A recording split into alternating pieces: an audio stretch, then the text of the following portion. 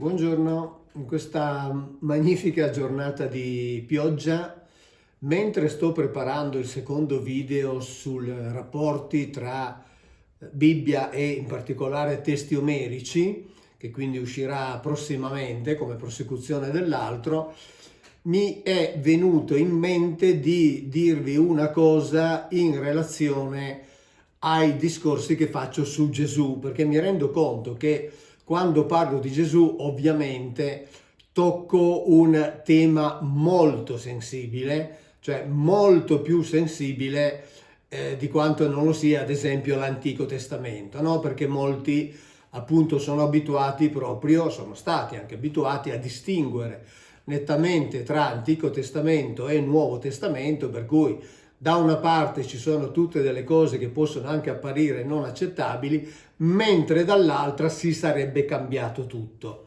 Ecco, allora ho bisogno di spiegare che quando ad esempio faccio quelle pillole sul catechismo della Chiesa Cattolica e quindi faccio il raffronto tra i versetti che il catechismo cita, i versetti del Nuovo Testamento in questo caso, e ciò che la teologia fa dire a quei versetti, ecco, io faccio un raffronto sulla base di Vangeli specifici, che sono quelli ovviamente utilizzati dalla Chiesa romana, cattolica e apostolica e anche diciamo dalla Chiesa cristiana in genere, ma lì parliamo di catechismo della Chiesa cattolica. Ora, quindi bisogna intendersi su alcune cose, perché altrimenti noi corriamo il rischio di dare per scontata una sorta di verità che risulterebbe essere inattaccabile, e invece non è così. A me viene da dire un po' per fortuna, però insomma, poi ognuno ovviamente giustamente la pensa a modo suo. Intanto noi, quando parliamo di Gesù, parliamo di quel personaggio lì. Gesù è il nome latinizzato, è il nome che deriva dal greco Jesus, ma in ebraico quel signore si chiamava Yehoshua. E Yehoshua è il nome che noi traduciamo con Giosuè, quindi il suo vero nome è Giosuè. Il nome Gesù che abbiamo noi deriva da una italianizzazione del latino, che a sua volta deriva dal greco, che a sua volta è la grecizzazione di questo nome qui. Tenendo presente che questo nome in ebraico ha un significato preciso, cioè che significa Yahweh salva. In greco perde questo significato perché Salvatore in greco è soter e quindi ovviamente cambia completamente, e questo nome qui, tra l'altro, ai tempi di Gesù era uno dei più diffusi in assoluto. Pensate che Giuseppe Flavio, lui da solo ne nomina almeno 12, ma era veramente uno dei più diffusi perché erano tempi messianici, e in quei tempi messianici dare ad un bambino il nome di Yahweh salva significava comunque esprimere una speranza, proprio che Yahweh finalmente mandasse il suo Messia a salvare il popolo di Israele e a liberarlo dal giogo straniero. Ok? Poi questo nome addirittura veniva contratto in Yeshua, e nella pronuncia galilaica veniva ulteriormente contratto. Ma diciamo il suo nome vero è Yehoshua, e per esempio il Giosuè della Bibbia, il successore di Mosè, si chiamava così, ma noi lo chiamiamo Giosuè. Quindi questo nome Gesù serve anche, diciamo così, dal punto di vista, per usare una parola moderna, dal punto di vista del marketing, per presentarlo come personaggio unico, anche dal punto di vista del nome, ma così non è. Da lui, sappiamo, sono derivate diverse correnti. Allora io dico subito che quando parliamo, e quando io parlo di Gesù, e quindi quando cito i versetti del Catechismo della Chiesa Cattolica, che espone la sua teologia facendola derivare da quei versetti, e quindi io vado a verificare, come avete visto e come continuerò a fare, dovete sapere che stiamo parlando di questo Gesù qui. E adesso poi lo vediamo. Qui ho scritto non a caso Giacomo e qui ho scritto Paolo. Qui non ho scritto Pietro, perché il vero successore di Gesù nella conduzione di quel gruppo che era rimasto dopo la sua, chiamiamola partenza, perché non la voglio chiamare morte, dopo la sua partenza, diciamo di quando, come dicono i Vangeli in greco, è stato tirato su, bene, le redini di quel gruppo sono state prese da suo fratello Giacomo. Siccome lui apparteneva con ogni probabilità ad una stirpe veramente regale, poi nato per via di madre, poi nato da questa probabile unione con sua madre, con un Gabriel, cioè con uno che esercita il potere per conto di un El, Gabriel l'ho già detto altre volte, ma ci sarà modo magari di tornarci, è un nome funzionale, non è il nome di un individuo, di una persona. Bene, Giacomo ha preso il controllo, diciamo la direzione di quel gruppo lì. E quel gruppo lì in che cosa si caratterizzava? Viene chiamato il gruppo dei Gesuani perché era il gruppo di quelli che avevano visto Gesù, avevano sentito parlare Gesù, molti di loro avevano vissuto con lui. Purtroppo di questi Gesuani noi non abbiamo in sostanza degli scritti, abbiamo una lettera che è attribuita a Giacomo e la andiamo a vedere, si trova ovviamente nel Nuovo Testamento e in questa lettera si vede già in una certa affermazione che lui fa nel capitolo 2 una prima indicazione di contrasto tra questi e questi che poi vediamo. In questa lettera Giacomo dice: fratelli miei, se uno dice di avere fede ma non le opere, che utilità ne ricava? Potrà forse la fede salvarlo? Se un fratello o una sorella si trovano senza vestito o mancanti del cibo quotidiano e qualcuno di voi dicesse loro: arrivederci, andate in pace, scaldatevi e saziatevi da voi, e non desse loro ciò che è necessario per il corpo, che utilità ne avreste? Così anche la fede, se non ha le opere, di per sé stessa è senza vita. Ora, come sappiamo, Paolo invece era quello che proclamava il valore salvifico della fede. Certo, poi si occupava anche delle opere, ma qui c'è già un primo contrasto che viene rilevato da tutti gli studiosi tra questo gruppo e quest'altro. Questo gruppo, tra l'altro, quello dei Gesuani, era quello che, anche qui andiamo sia negli Atti degli Apostoli, dove si dice che Pietro e Giovanni solevano salire al Tempio per la preghiera dell'ora nona, cioè questo gruppo qui continuava a frequentare il Tempio così come previsto dalle leggi mosaiche, perché era strettamente legato a tutta la tradizione antico-testamentaria.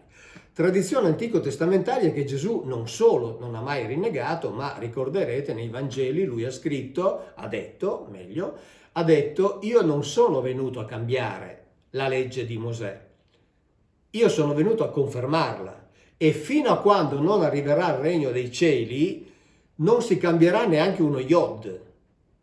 Quindi questi signori conoscevano bene il valore della tradizione e continuavano a sostenerla. Mentre Paolo cominciava a fare una predicazione completamente diversa.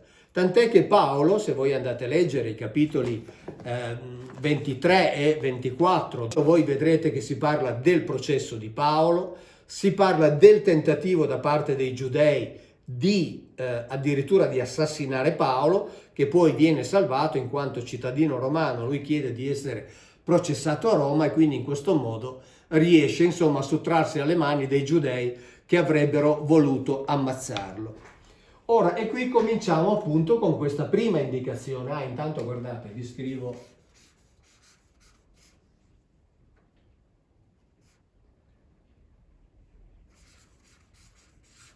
Yeshua era il nome contratto, quindi Yehoshua veniva pronunciato, diciamo così, confidenzialmente Yeshua.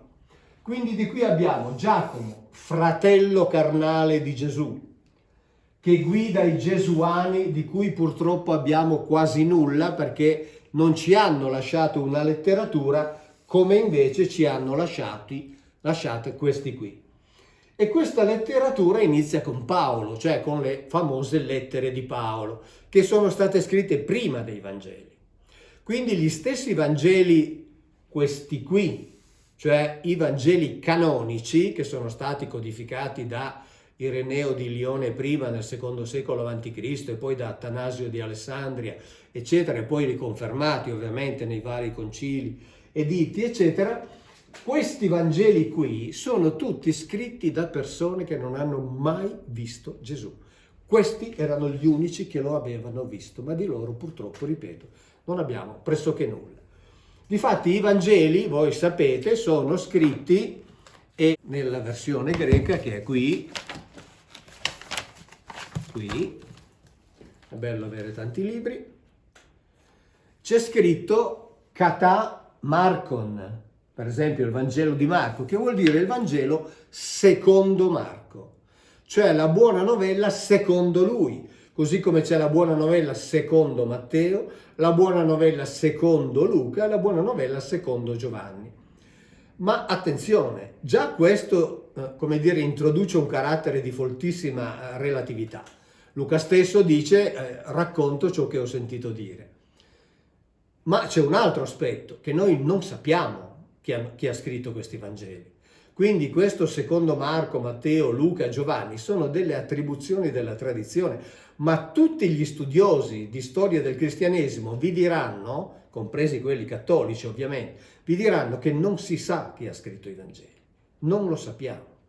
Quindi noi abbiamo un Gesù che è presente dentro dei testi scritti da non sappiamo chi, facciamo pure finta che le lettere di Paolo siano state scritte da lui. Ci sono anche lì discussioni, eccetera, perché la certezza non c'è mai. Ma per quanto riguarda i Vangeli, gli Atti degli Apostoli, eccetera, noi non sappiamo chi li ha scritti. Questo è importante. E in ogni caso, chi li ha scritti per sentito dire. Questo è fondamentale. Tant'è che c'è l'attuale preposto dei Gesuiti, il cosiddetto Papa Nero, che in un'intervista che trovate anche in rete ha detto chiaramente: al tempo di Gesù non c'erano i registratori, per cui noi non sapremo mai quello che ha detto. Capite? Noi non lo sapremo mai. Quindi noi dobbiamo fare finta, perché così ci è stato insegnato, almeno qui in Occidente, dove si è affermata questa tradizione, poi vi spiego perché ho scritto anche antisemitismo, si è affermata questa tradizione portata avanti da chi non ha mai visto Gesù, mentre quella di chi ha visto Gesù poi, come dire, si è andata disperdendo. E comunque, voglio dire, questa è quella che ha preso il potere attraverso sistemi che conosciamo, e non sto certo qui a farvi, come dire, la storia del cristianesimo. Quindi da Paolo derivano quelli che da un certo punto in avanti si chiameranno cristiani, che producono tanti cristianesimi, ma veramente tanti. Erano decine. Guardate, in questo libro qui io ne ho dato conto e ne ho riportate veramente alcune decine, indicando anche le loro caratteristiche fondamentali. Perché? Perché siccome erano scritti da chi non aveva mai visto Gesù e soprattutto venivano predicati dalla Grecia a Roma, in luoghi lontanissimi, dove voi capite le possibilità di avere delle testimonianze di prima mano era di fatto impossibile, ecco, allora ciascuno interpretava Gesù a modo suo. Ed era lecito. È lecito perché chi ha scritto di lui non sapeva nulla di lui, non ha avuto esperienza diretta. Gesù non ha scritto nulla perché? Perché lui sperava, sbagliando, come molti altri suoi colleghi, sperava nell'avvento del regno messianico da un momento all'altro, ma di sicuro in quella generazione. Quindi è chiaro che non c'era necessità di scrivere. La necessità di scrivere nasce nel momento in cui quelle promesse non si verificano e quindi bisogna tentare di mantenere memoria. Ora c'è chi è scritto sulla base del sentito dire, c'è chi come Paolo scrive sulla base di quella che lui dice essere stata una sua esperienza personale. che lui ritiene assolutamente veritiera e dice io possiedo la verità. Perché? Perché mi è arrivata per illuminazione. Ora, io capisco che per lui teoricamente potrebbe anche essere stata la verità, però sappiamo benissimo qual è il problema della oggettività delle esperienze soggettive. Cioè, chiunque viva un'esperienza soggettiva la vive lui come indubitabilmente vera per lui, ma oggettivamente può essere tutta un'altra cosa. Quindi di questo stiamo parlando. E i cristianesimi erano tanti. C'è questo studio interessantissimo di Michel Onfray, di filosofo francese, Decadenza, vita e morte della civiltà giudaico-cristiana, che io mi sono studiato con molta attenzione circa 1 anno e mezzo fa, se non ricordo male, molta attenzione e molto interesse, così come molti altri libri. Tra l'altro mi sono preso qui, insomma, come vedete, decine di appunti per temi che avrò modo anche di sviluppare. Bene, e lui parla chiaramente di questo discorso della molteplicità dei cristianesimi. Poi sappiamo che a un certo punto, per via di concili o addirittura per via di editti imperiali, questo cristianesimo è stato fatto diventare quello vero. Ma era talmente in contrasto con questo, ripeto, a partire dal processo a cui è stato sottoposto Paolo, che a un certo punto all'interno di questo cristianesimo è cominciata ad affermarsi una posizione antisemita. Perché? Perché c'era un contrasto netto tra coloro che appartenevano alla cultura ellenistica, quindi greci, romani, anche ebrei grecizzati per la verità, greci e romani, e questi che invece erano, come dire, degli ebrei, dei giudei puri, che avevano visto e conosciuto Gesù. E allora qui è cominciata una lotta da cui derivano tutta una serie di posizioni antisemite che Michel Onfray in questo suo libro evidenzia e anche dice numericamente quante sono, per esempio nel Nuovo Testamento, nei singoli Vangeli, le affermazioni chiaramente antisemite, a cominciare, per esempio, e questa ve la leggo direttamente, a cominciare proprio da Paolo, quando scrivendo nella lettera ai Tessalonicesi dice: voi fratelli siete diventati imitatori delle chiese di Dio che sono nella Giudea in Cristo Gesù, poiché voi pure avete sofferto le stesse persecuzioni a partire dai vostri compatrioti, come quelle da parte dei giudei, i quali uccisero il Signore Gesù e i profeti e perseguitarono noi. Essi non piacciono a Dio e sono nemici a tutti gli uomini e ci impediscono di predicare alle genti affinché si salvino per riempire sempre più la misura dei loro peccati. Ma l'ira è giunta su di essi per la fine. Quindi anche sotto questo aspetto, questa linea qui pensava che essendo arrivati i tempi della fine, questi sarebbero stati puniti. E quindi è chiaro che il divario era netto, incolmabile. Questo divario, tra l'altro, è presente nei Vangeli, ma è presente anche e soprattutto nella predicazione cristiana, perché tutti noi abbiamo ben presente il fatto che Gesù ci viene indicato come colui che continuamente si contrapponeva ai farisei e che continuamente metteva in discussione il loro insegnamento, metteva in discussione addirittura le leggi mosaiche per affermare una nuova legge che sarebbe la cosiddetta legge dell'amore. Ora su questo magari ci sarà tempo poi di parlare dedicando un video, forse anche più di uno in modo specifico.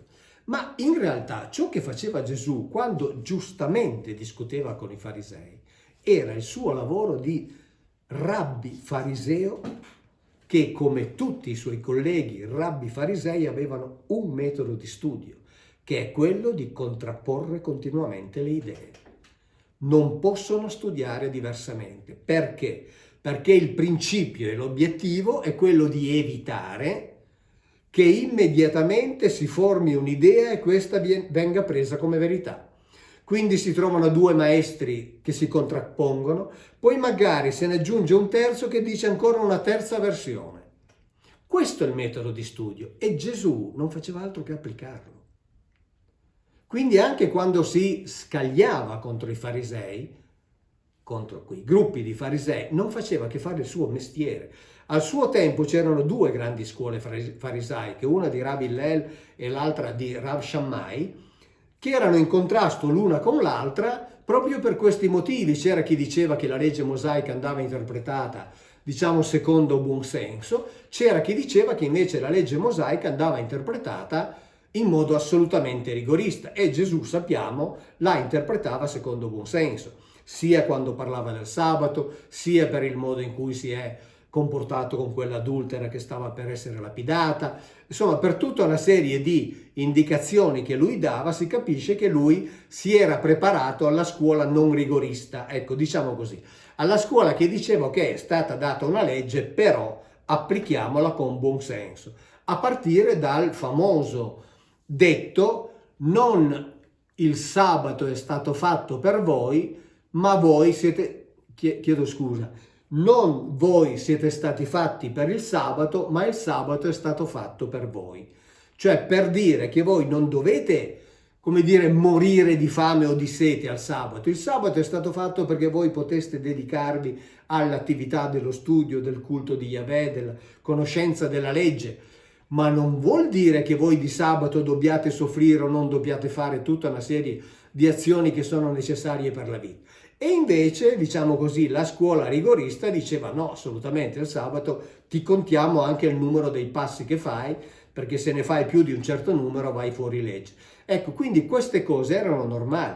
Voi vedete qui, alla sinistra della lavagna, vedete quella torretta, sono non so se 5 o 6 grossi volumi? Ecco, quelli sono soltanto alcuni dei trattati del Talmud che sto studiando, alcuni delle decine di trattati del Talmud. Bene, quei libri lì non sono altro che la raccolta di discussioni continue tra maestri giudei, di discussioni veramente su tutto, e di ognuno si dice perché diceva una cosa, poi si dice che interveniva il terzo e poi si dice come si trovava la mediazione.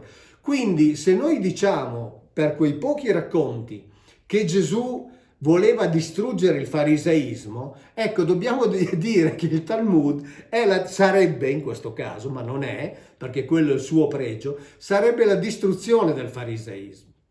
Questo bisogna averlo ben chiaro. Tant'è che il rabbino capo della comunità ebraica di Roma più volte ha avuto modo di rimarcare il suo forte disappunto, e l'ha fatto anche con una certa enfasi, nei confronti sia del Papa sia in genere della teologia cristiana, che tende a dire da una parte Gesù buono, dall'altra i farisei cattivi. Lui dice no, signore, i farisei sono il giudaismo e i farisei sono così. I farisei discutono, questo è il metodo di studio talmudico, non esiste un altro ed è un metodo stupendo, perché tende a liberare dal dogmatismo. Quindi quando Riccardo Disegni dice queste cose, secondo me ha pure ragione, perché il presentare Gesù come contrario ai farisei significa cominciare a dare l'avvio a questa posizione, che è assolutamente ingiustificata dal punto di vista evangelico, perché non tiene conto del fatto che Gesù era un fariseo, basta vedere come citava l'Antico Testamento, che quindi conosceva molto bene, e si comportava come tale, con i suoi colleghi.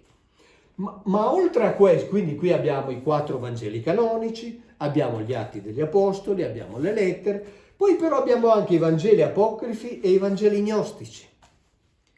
Cioè noi siamo di fronte ad un coacervo di posizioni relative a Yehoshua ben Yosef, dove ciascuno ha ritenuto di dire ciò che voleva. Purtroppo, ripeto, non abbiamo il pensiero degli unici che lo hanno visto, conosciuto, che hanno magari vissuto con lui. Vangeli gnostici sono quei Vangeli di quei gruppi che dicono Gesù ha dato la sua verità a Maddalena, a Filippo, a Tommaso, a Giuda, e ciascuno di questi ha il suo Vangelo, quindi il Vangelo di Filippo, Maddalena, Tommaso, Giuda, eccetera. E siccome noi ci rifacciamo rispettivamente a Filippo, a Tommaso, noi possediamo la verità. Quindi se qui dentro c'erano tanti cristianesimi, non è che qui ci fosse l'unità. C'era un fondo gnostico, ma il fondo gnostico c'è anche nel Vangelo di Giovanni. E adesso poi vi do un'indicazione. C'era un fondo gnostico, ma dopodiché ciascuno diceva la verità ce l'abbiamo noi. Poi ci sono i Vangeli apocrifi, cioè quelli che noi non dobbiamo assolutamente credere veri. Bene, in tutto questo coacervo, io necessariamente, quando faccio quei raffronti partendo dal catechismo della Chiesa Cattolica, mi occupo di questi. Non perché io ritenga che questi contengano la verità. Faccio esattamente come ho fatto con l'Antico Testamento.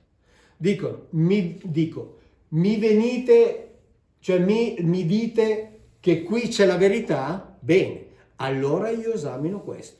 Questo è ciò che si è affermato in Occidente. Su questo si sono costruiti i sistemi di potere che conosciamo. Allora io analizzo questi, facendo finta che siano veri, ma avendo la consapevolezza che nessuno sa quali sono quelli veri. Nessuno lo sa. Per questi abbiamo migliaia di codici e non ce ne sono due veramente uguali. Non ce ne sono due. E ciascuno presentava il suo Gesù. Mi permetto, scusate, di dare una indicazione. Il Vangelo di Marco è un Vangelo molto breve. Se qualcuno è interessato a fare una verifica personale, lo legga alcune volte, tanto si legge molto in fretta. Lo legga tante volte quante gli sono necessarie, quindi magari uno bastano 2 volte, per un altro ce ne vogliono 5, per, come dire, interiorizzarlo, per possederlo, per dire bene, adesso il Vangelo di Marco lo conosco. Dopodiché legga il Vangelo di Giovanni, molto attentamente. Io mi fermo qui, non vi do indicazioni. Sentite solo dentro di voi l'impressione che nasce. Possedendo il Vangelo di Marco, leggete il Vangelo di Giovanni. E io, ripeto, mi fermo qui perché non voglio assolutamente condizionare nessuno. Do un'altra indicazione. Se qualcuno magari da giovane ha studiato il greco e poi, come dire, per motivi di lavoro, peraltro l'ha abbandonato e gli piacerebbe riprenderlo, ecco, prendere il Vangelo di Marco in greco è veramente uno strumento efficacissimo, perché è un greco semplicissimo, è un greco non sintattico, quindi chi ha studiato il greco sa a cosa mi riferisco, è un greco paratattico di una semplicità incredibile. Quindi è anche un buon modo per riprendere lo studio del greco per chi lo avesse eventualmente abbandonato. Quindi noi siamo di fronte a questa situazione. All'interno di questa situazione, quando io parlo del catechismo della Chiesa Cattolica, so che il catechismo della Chiesa Cattolica cita questi e io faccio finta che questi siano veri, ben consapevole del fatto che esistono questi e che esistono questi che però purtroppo non sono, come dire, comparabili. Ma questo per me è l'aspetto importante, quindi era questo che vi volevo dire. Quindi non sto scegliendo un qualcosa che io credo essere assolutamente vero. In questo sono d'accordo con il Papa Nero. Non sapremo mai che cosa ha detto Gesù, a meno che non venga lui a dircelo, che cosa ha detto Gesù, perché lui non ha mai scritto nulla e non c'erano i registratori.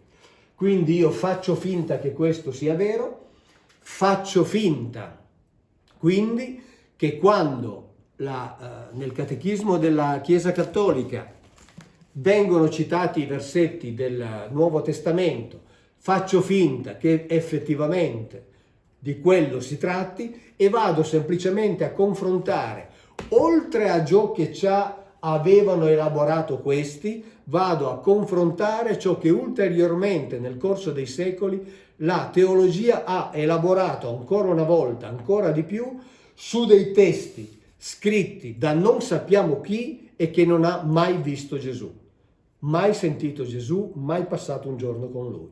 Quindi questo è importante perché questo rappresenta la base anche del nostro rapporto molto chiaro. Ok? Grazie, ciao e alla prossima.